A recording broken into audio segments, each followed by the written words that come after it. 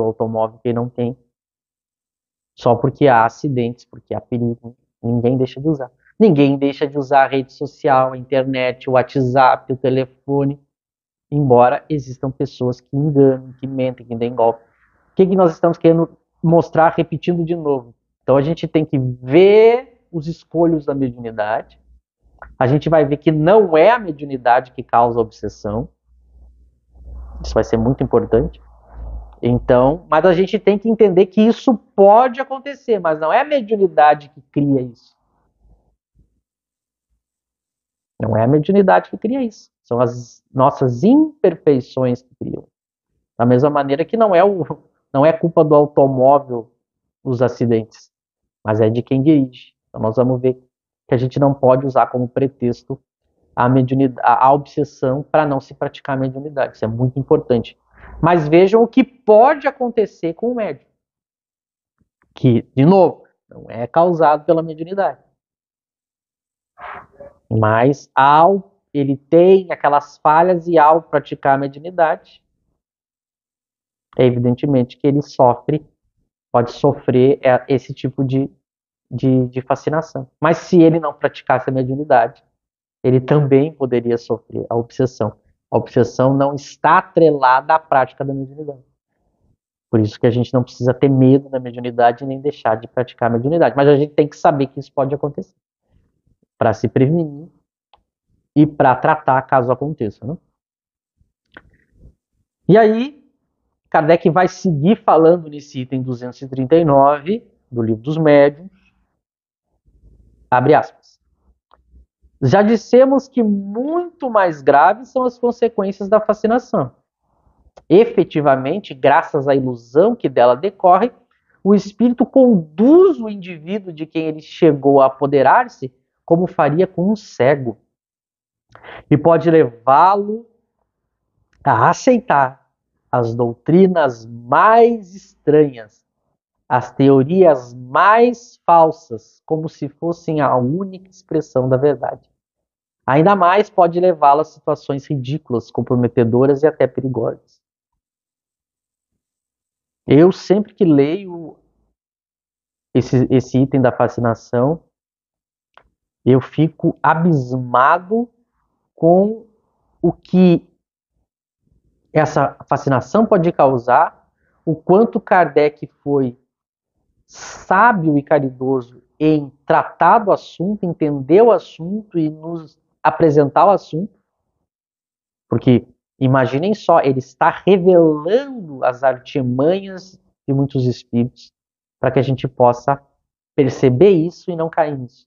Então imagina o quanto ele suscitou de ódio até mesmo da espiritualidade inferior ao nos revelar isso. E também me choca perceber o quanto as pessoas caíram nisso e caem nisso. E ignoram Kardec e desprezam Kardec, que é justamente quem poderia ajudá-las. Mas é claro que nós vamos ver que esse próprio desprezo e afastamento de Kardec, essa negação de Kardec, é uma tática do espírito que está manipulando. Porque o espírito sabe que se a pessoa se aproximar demais de Kardec e da sua obra, ela vai perder o seu fascinado. Então é uma tática do próprio espírito que está ali manipulando. Mas vejam, ele guia o fascinado como faria com o cego.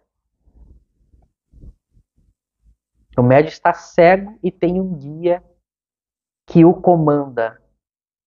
Soa para vocês familiar essa fala?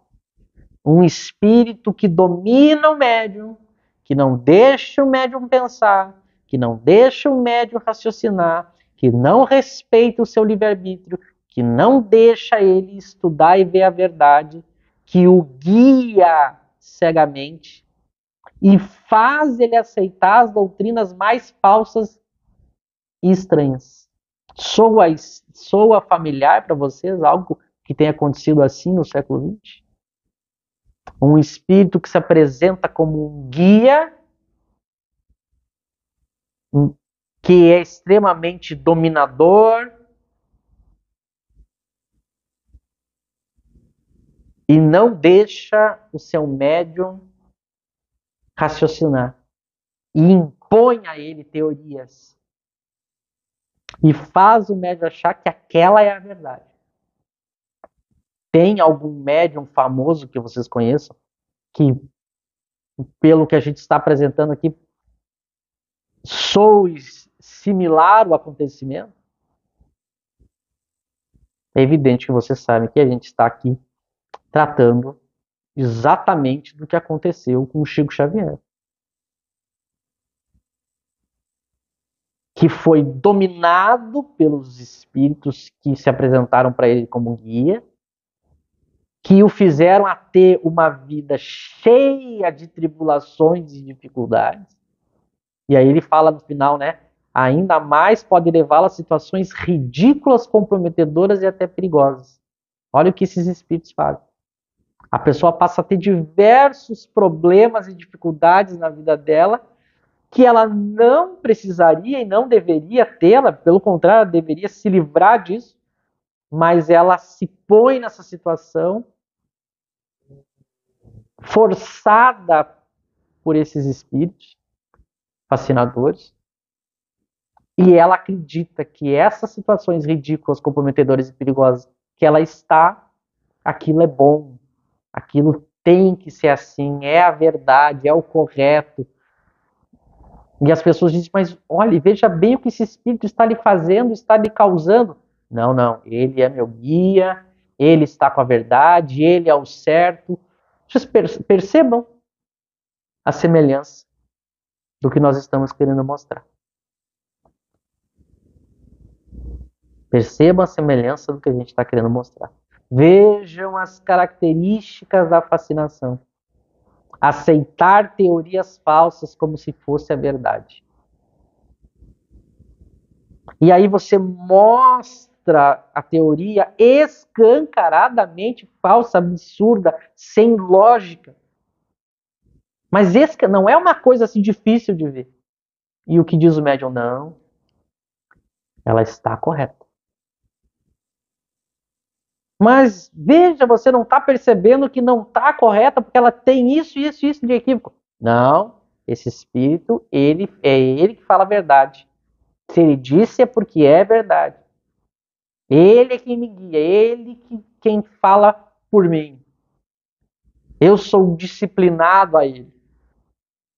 Porque se eu, por acaso, duvidar e não obedecer a ele, eu sou indisciplinado. Ele quer que eu tenha disciplina, disciplina, disciplina. Estão vendo como casa as características da fascinação com o que aconteceu com o Chico? E vocês vão ver as histórias ditas por eles mesmos, não é por a gente que está tecendo críticas. Quantas histórias a gente viu nas entrevistas que o próprio Chico deu, das dúvidas que ele tinha, dos medos que ele tinha, das vezes que ele queria entender melhor, queria estudar, queria fazer diferente, e não era permitido, o seu guia não deixava. E ainda dizia para ele que se ele não obedecesse ia ter consequências duras. Então, era um espírito dominador, enganador, fascinador, manipulador na parte das ideias, do intelecto, do pensamento. Então é um espírito que tem lábia, tem conhecimento, é ardiloso. Não é um espírito simples, não é um espírito ignorante qualquer. É alguém que tem todo tem uma característica muito mais perversa do que um simples espírito ignorante que quer incomodar. Percebe como os pontos se ligam e se encaixam? Nós tivemos no século XX um movimento espírita guiado e dominado por espíritos fascinadores, com essas características. Por que nós estamos afirmando isso? Vamos entender. Pelas características do que acontecia. A gente está lendo as características da fascinação aqui na obra, comparando com o que aconteceu e vendo que se encaixa. Que esses espíritos se comportavam assim com o médium. porque eles diziam coisas absurdas.